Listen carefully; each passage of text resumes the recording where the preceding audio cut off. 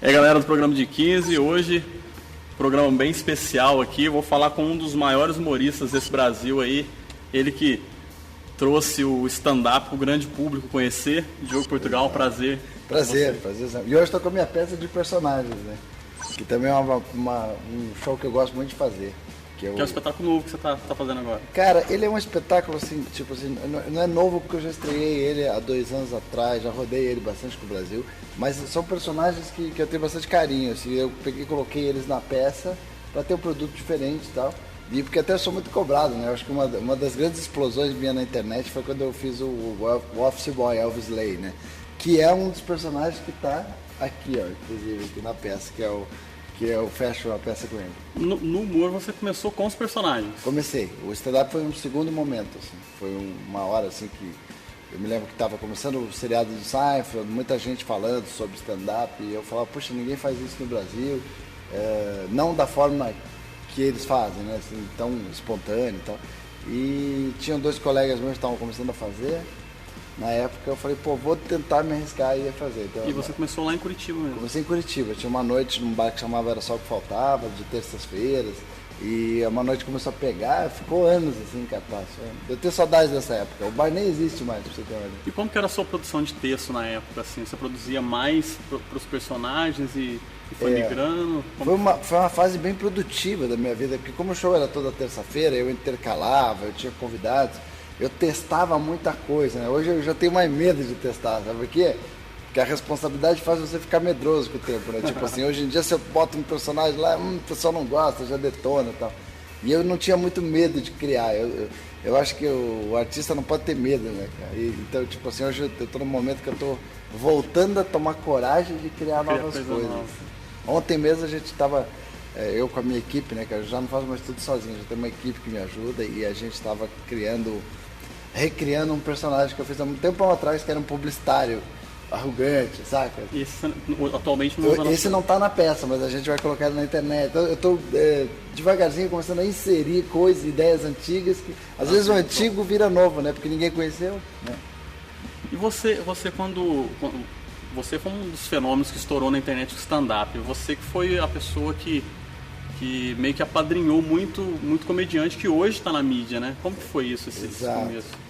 Ah, cara, era um momento onde a gente não sabia. Foi um momento assim de certo empreendedorismo, assim, porque a gente não sabia se o stand-up ia virar. A gente acreditou no estilo, falou, vamos tentar fazer, vamos tentar criar um público para isso e tal.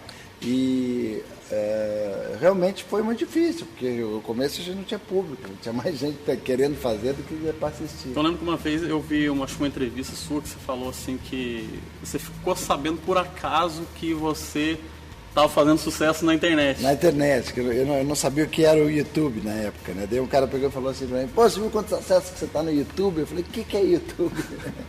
E você vê, né? Hoje essa ferramenta fantástica. Né? Tudo, né? Você tá até com um projeto também no YouTube, no seu canal, né? Muita você coisa produzindo. Exato, muita coisa eu faço focando o canal, tentando fidelizar o teu próprio público, ali é um bom termômetro, né?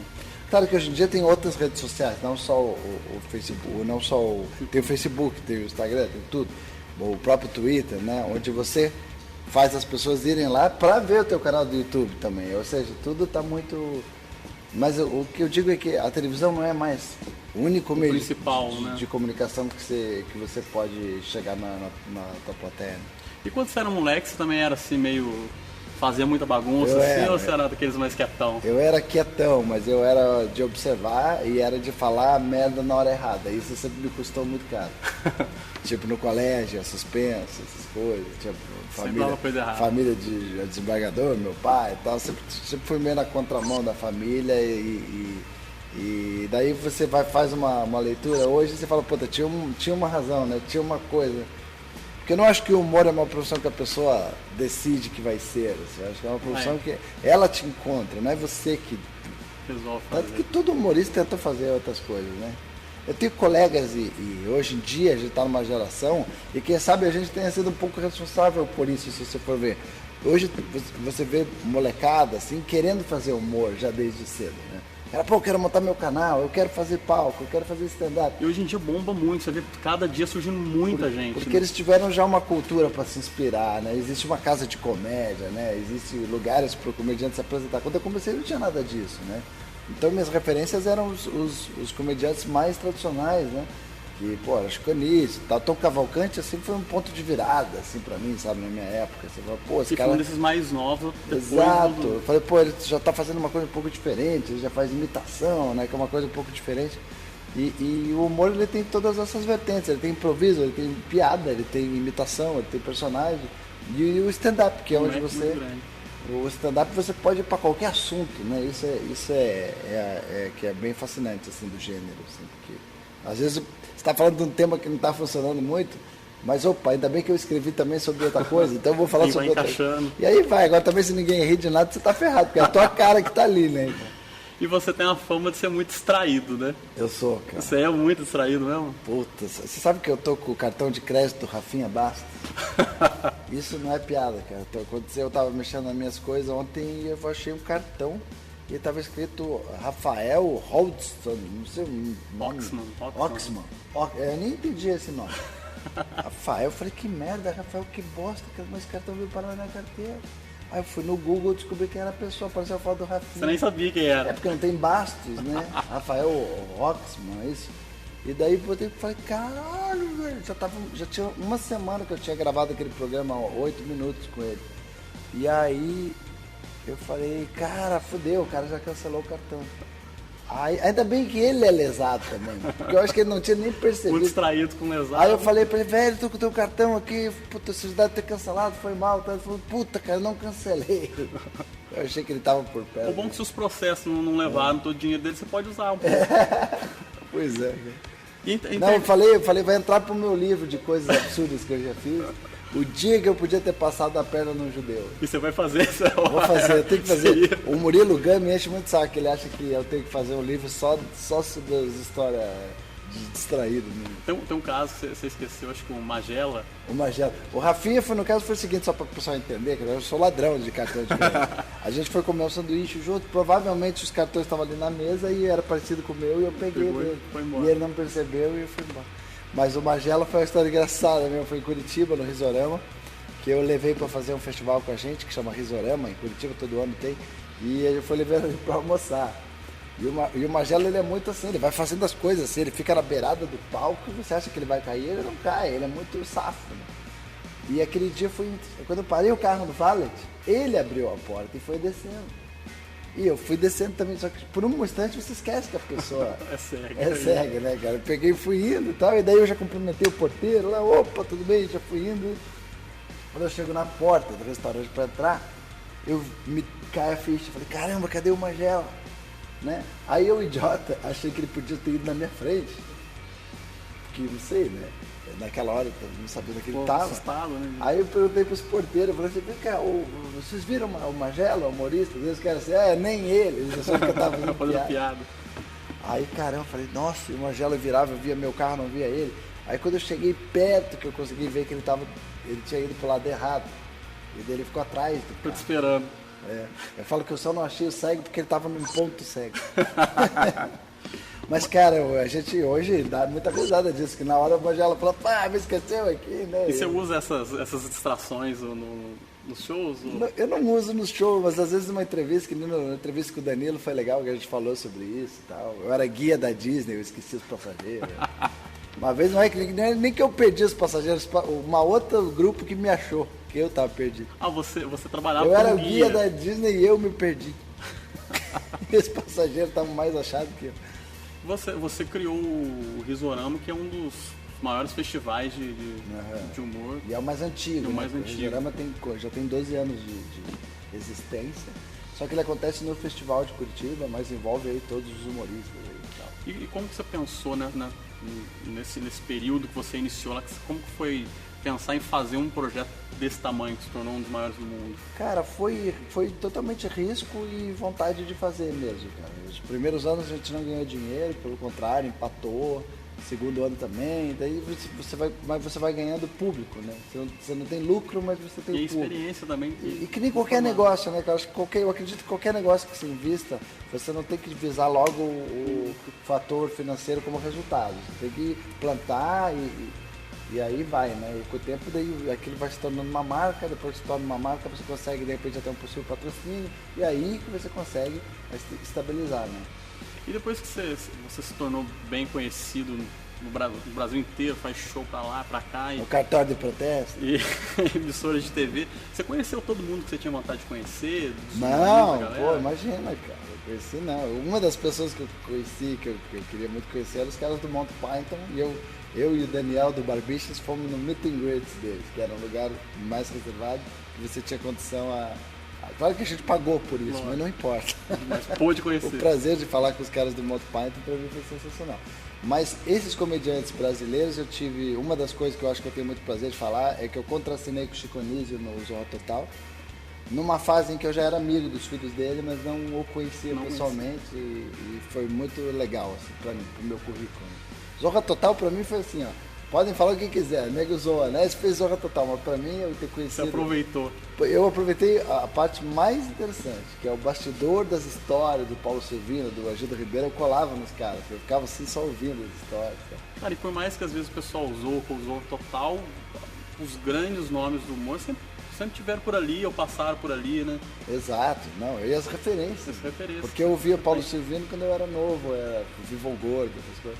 E eu era fã desses caras. Daí quando você tem a oportunidade de conhecê-los, né? É emocionante. Porujuca Chaves, né? Era um cara assim, como eu lembro do meu pai ter um disco dele e tal. Depois hoje eu sou amigo dele, da esposa dele, sabe? Essas coisas também é muito gratificante, né? Porque... E é muito doido porque assim, apesar do tempo de carreira que você tem, o processo foi até rápido, né? Pra chegar nesse... Foi. Eu sou de uma época que a gente não tinha contato com o artista, né? Tipo assim, eu ia num show de um cara que eu era muito fã. Por exemplo, eu falei Tom Cavalcante. Podia ser o Nesta Capitinga, lá o Pedro Bismarck, ou podia ser o Costinha, não importa. Eu ia no show dos caras, acabava o show, o cara entrava no camarim e o segurança fechava a porta na nossa cara. Não tinha essa coisa de vamos tirar foto com a plateia. Não existia isso. Não existia o Twitter, onde você pode seguir o teu ídolo e mandar uma mensagem para ele e ele te responder. Hoje em dia está tudo muito democrático, né? Está tudo muito interativo. Está mais próximo, né? Próximo, exato. Eu tentava assim levar uma fita pro Chico Anísio analisar se eu não podia ir para a escolinha do São Raimundo. Eu não tinha acesso ao Chico Anísio, entendeu? E era aquele sonho. Era muito difícil, era aquele sonho. Daí quando você, um dia você pega contracena com o cara, tipo, né? Foi uma das coisas. Depois teve muitas coisas gratificantes assim que foi risadaria, né? Que eu sou curador. A convite séculos, né? A convite do Paulo Bonfá, foi um projeto embrionário que a gente sentou também falando, não, o Risorama é desse jeito, nós temos que fazer alguma coisa diferente. Você ajudou aí na criação. Exato, e daí a gente, eu quero fazer uma coisa maior, mais, né, tipo, para abranger mais coisas. O Risorama me fez, ali a gente reunia, a gente homenageou o Jô Soares, né? A gente homenageou o Chico Anísio em vida, né? Detalhe, muito legal. A gente homenageou o Carlos Alberto Nobre, quer dizer, foram homenagens de gente que a gente admira pela classe, né? E daí o Chico Anísio falou uma coisa bem bonita, assim, que ele falou assim, eu estou sendo homenageado por soldados que lutam pela mesma guerra. Né? Eu achei muito legal isso, quando ele falou, tipo, uma homenagem de humorista para humorista, né? Então é um maior reconhecimento. Eu lembro que uma certa fase, há pouco tempo atrás, a gente estava ficando assim, órfão de humoristas, né? Uhum. Foi essa galera do stand-up, com esse movimento que você veio trazendo, que renasceu o humor no Brasil. Não pode deixar de falar da Terça Insana. A Terça Insana foi um dos grandes movimentos, foi um grande ponto de virada do humor brasileiro. Foi quando o humor deixou de ser piada pronta para ser piada autoral. Quando entrou a Terça Insana, Gustavo Mendes é o da Dilma, né? É o nosso colega. O Otávio Mendes faz a irmã Terça Insana, a irmã Selma, a Maria Botânica, Marcelo Messo, Helena Kaplan, Graziela Moreto, a Grace Janucas, né, que é a grande criadora e diretora da peça, o próprio o Sidney Caria, que fazia na época, o Marcelo Médici, não posso deixar de falar do Médici, que fez a parte do elenco principal, e o Robertinho Camargo também. Ou seja, esses caras, eu também me aproximei deles na época, porque eu eu fazia personagens na Terça Insana, sabe? Então ela me dava lá... Naquele momento você não fazia fazia lá, não, ainda não tinha stand-up, né? Nem o próprio Mansfield ainda não fazia stand-up, né? Então, tipo assim, eu tinha 10 minutos para fazer um personagem de texto autoral. Então isso era muito legal, porque a Terça Insana te dava temas e obrigava você a escrever, né? Ó, o tema vai ser ecologia, o tema vai ser Páscoa. E aí todo mundo tinha que fazer o personagem falando daquele tema. E era sensacional, né? Eu já fazia o pessoal meio que já ir formulando um pouco do que foi virando stand-up depois aqui no Brasil, e esse movimento foi crescendo. Exato. Não, e a Terça Insana virou uma coisa muito grande. Gigantesca. E aí teve algum momento que tipo, o stand-up já estava sendo uma coisa mais popular com o seriado do Seinfeld e tal. Eu já fazia em Curitiba. O Menso estava começando a querer fazer aqui em São Paulo. Depois nós se unimos e surgiu o Clube da Comédia Stand-up, né? Eu, a Marcela Leal, o Márcio Ribeiro, o Oscar Filho, o Rafinha. E no começo o elenco era esse. Isso já em São Paulo. Já em São Paulo. Daí depois entrou o Danilo Gentili 2 anos depois. Outro projeto que você encabeçou também, que você fez inspirado no americano, foi o Fritada. O Roast, né? É o Roast. É uma versão um pouco mais humilde, porque o Roast é realmente um grande espetáculo, né? Uma grande produção. Assim. A gente não consegue chegar nisso ainda. Mas a segunda temporada do Multishow eu achei que foi muito legal. Cara, eu acho sensacional. E, pô, Multishow, vamos renovar para fazer a terceira, né? Que, pô, não pode abandonar um dos projetos que foi o melhor Ibope do canal. E o que eu acho legal no caso Fritada é que, lógico que nem todas as celebridades brasileiras, os artistas brasileiros topam fazer. Ainda né, vai demorar muito. Nos Estados Unidos já acontece já isso. A galera vai em geral, né? Grandes nomes topam, como o presidente Reagan e o Justin Bieber.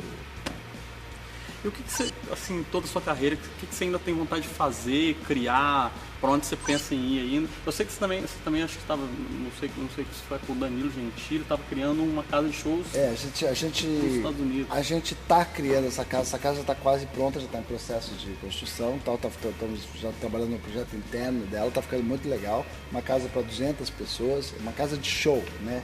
Mas voltada para comédia, mas também vamos poder ter outros shows lá, obviamente. Voltada para o mercado brasileiro em Orlando, mas que também a gente pensa muito em mercados latinos, como americano mesmo. É uma ideia muito ousada, né? Não esperávamos que o dólar ia parar onde é que foi parar, né? Mas, beijo, Dilma. Te amo. Te amo. Bom, nós estamos muito empolgados com o projeto. Independente de qualquer coisa, estou com um projeto aí agora que chama Portugal Descobrindo o Brasil, que está muito legal.